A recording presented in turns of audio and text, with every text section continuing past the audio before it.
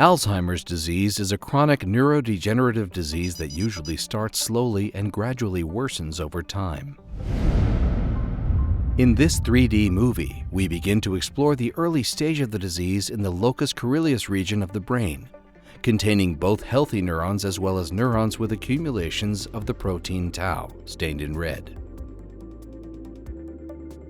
Alzheimer's disease has been identified as a protein misfolding disease caused by the accumulation of abnormally folded proteins in the brain that form plaques made up of amyloid beta peptide and tangles of tau protein.